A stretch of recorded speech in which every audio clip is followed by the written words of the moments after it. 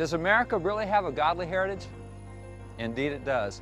Abundant documentary evidence of that fact is available in tens of thousands of historic documents.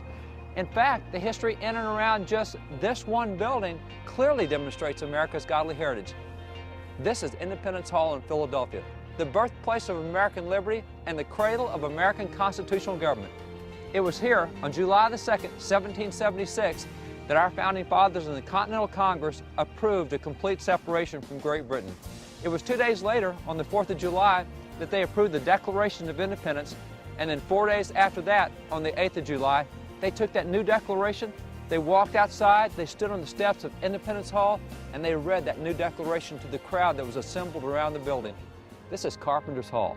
This is the building in which the very first American Congress met, even 2 years before they declared independence. In 1774, as the 13 colonies saw the approaching conflict with Great Britain, 40 of America's leading statesmen gathered here in preparation for that coming conflict. Those 40 luminaries included individuals such as Patrick Henry, John Adams, George Washington, John Jay, Samuel Adams, and many others. Now, most of those 40 had never met each other before they gathered here, so when they assembled here for the first time, what'd they do? They opened with prayer, right here. But it was not a dinky little superficial type of prayer like might be prayed at a public gathering today. No, it was a profound time of prayer. It was led by the Reverend Jacob Duché, a nearby minister from local Christ Church just a couple blocks away.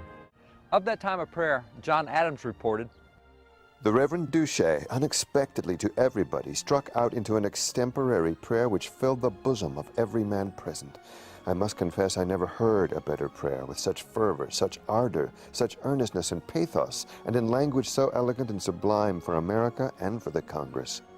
It has had an excellent effect upon everybody here." Silas Deane, who became a famous American diplomat, was also a member of that first Congress, and he said that it was, quote, "A prayer worth riding 100 miles to hear." That is, it was worth spending 3 days on horseback to arrive in time for that prayer. So profound was the prayer that Deane reported, quote, "Even Quakers shed tears."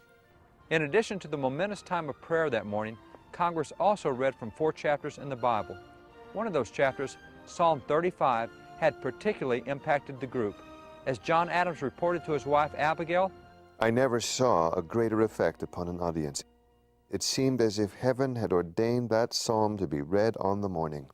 I must beg you to read that psalm." Numerous other delegates also commented on that profound time of prayer and Bible study here at Carpenter's Hall, which is yet another clear reminder of America's godly heritage.